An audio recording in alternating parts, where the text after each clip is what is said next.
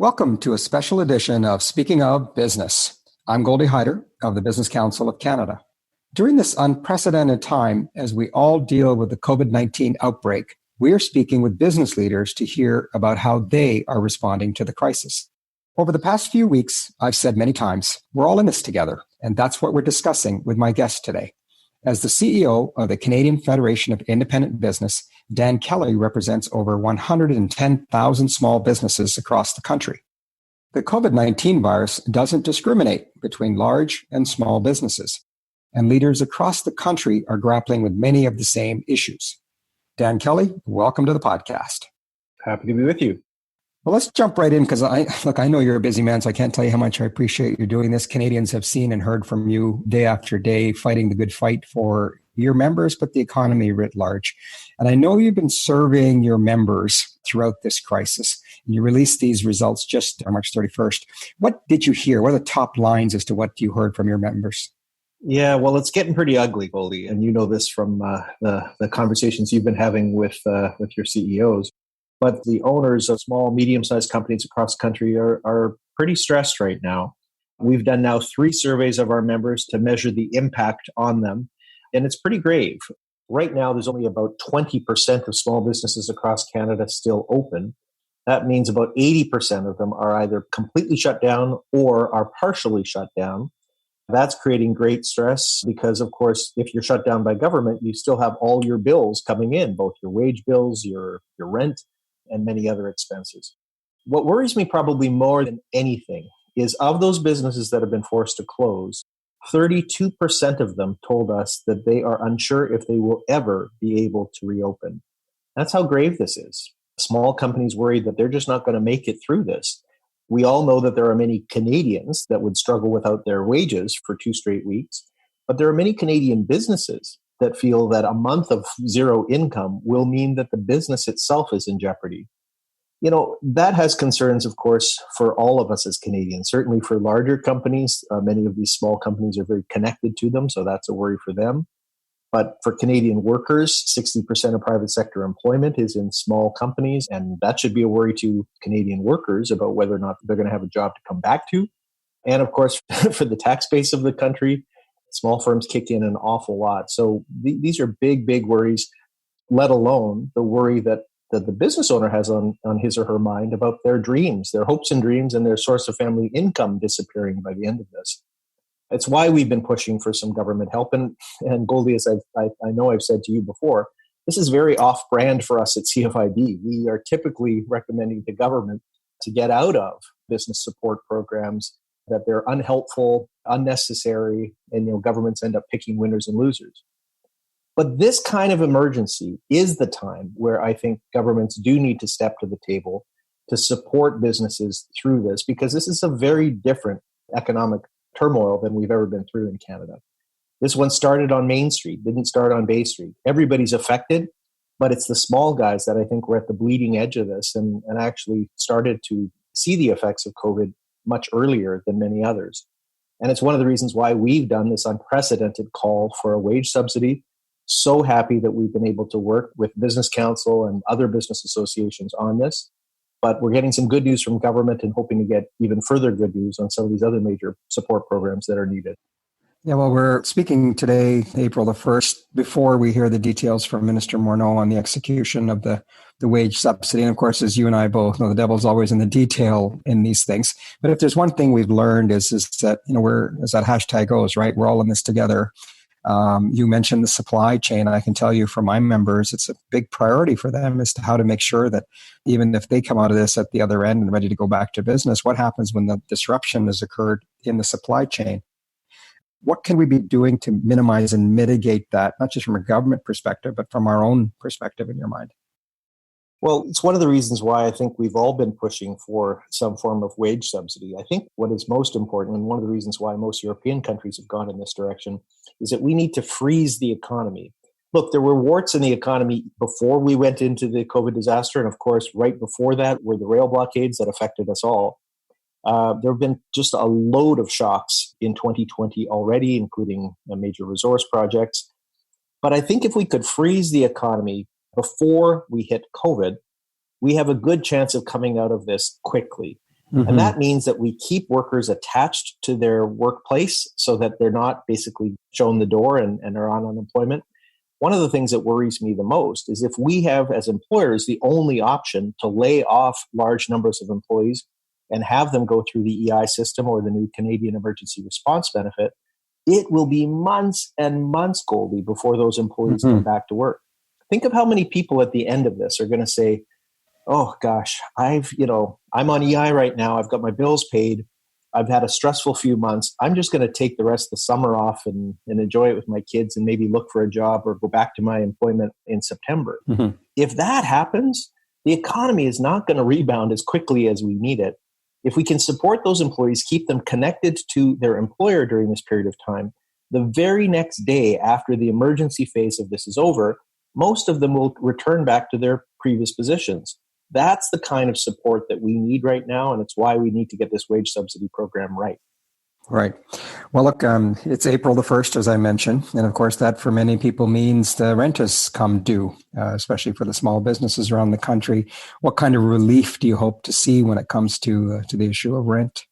Yeah, it's a tricky one, of course, because even on the rent side of the equation, we have small business owners on both sides of that. Your local dry cleaner may own the strip mall in which his business is located and rent out 3 or 4 other bays. And if those other tenants don't pay the rent for their commercial property, well, then his business is in big trouble. This is why I think the answer is to provide direct government aid for some of the fixed costs as well. If the feds are picking up a large chunk of the wage bill, we are looking to the provinces to help support small firms with their rent. Our suggestion is that we leverage this new Canadian Emergency Business Account that the federal government set up. The feds have been working with the banks to do that. They're supposed to allow up to $40,000 in lending to business. Most businesses say they don't want loans. Right. And 10,000 of it, I think, is forgivable, if I recall correctly. You got it. And that's the piece that we're looking to leverage. We're asking the feds to make that 10 grand actually an upfront grant to the business so that they can pay some of their bills. And asking provinces, remember, the provinces are the ones that told the small businesses you must close.